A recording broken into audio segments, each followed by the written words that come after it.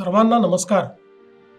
आपले माननीय पंतप्रधान नरेंद्र मोदीजी यांनी एक आवाहन आपल्या सर्वांना केले आहे, ते म्हणजे इंधन बचत आणि परकीय चलनाची बचत। सोप्या शब्दात समजून घ्या, त्यांच्या या प्रतिपादनाच्या मागे हेच दोन हेतू आहे।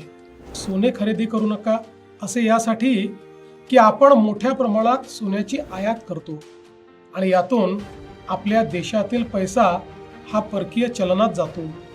ती स्थिती इंधनाची आपली गरज आपण आयातीतून भागवतो, त्यामुळे तेथेही परकीय चलनात आपला पैसा जातो। मित्रांनो, अखाती युद्धामुळे ही परिस्थिती ओढावली आहे। अशा वेळी संपूर्ण देशाने एकसंधपणे उभे राहणे गरजेचे आहे। यावर कुणाला काय राजकारण करायचे ते करू द्या, त्यांना उत्तर देण्यासाठी आपण सर्व समर्थ आहोत।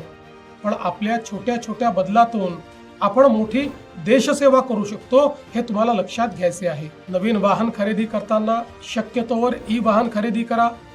आज अनेक शहरात आपण ई बसेस दिल्या आहेत, अनेक शहरात मेट्रो आहेत। शक्यतोवर सार्वजनिक वाहतुकीचा वापर करा।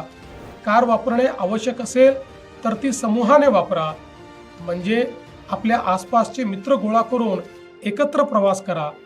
आठवड्यातून एक दिवस नो व्हेकल डे पाळण्याचा प्रयत्न करा। कोविडच्या काळात आपण वर्क फ्रॉम होम मध्ये पारंगत झाले आहोत, तेही पर्याय पडताळून बघा। AC 24 डिग्रीच्या खाली वापरू नका। परदेशातील प्रवास टाळा। परदेशातील आपल्या मित्रांना सांगून त्यांनाच भारतामध्ये पर्यटनाकरता बोलवा। अशी साधी सोपी कामे आपल्याला करायची आहेत। गेल्या 12 वर्षात आपल्या पंतप्रधानांनी देशाला ज्या उंचीवर नेले आहे ते तुम्ही अनुभवता आहात। मला खात्री आहे त्यांच्या याही अभियानाला तुम्ही तितक्याच आपलेपणाने स्वीकाराल आणि त्यांना भक्कम साथ द्याल, कारण यातच भारताचे हित आहे। आम्ही आमच्यापासून सुरुवात केली आहे। मी स्वतः माझा ताफा अर्ध्यावर आणला आहे। मंत्री आणि अधिकाऱ्यांचे विदेश दौरे आम्ही रद्द केले आहेत।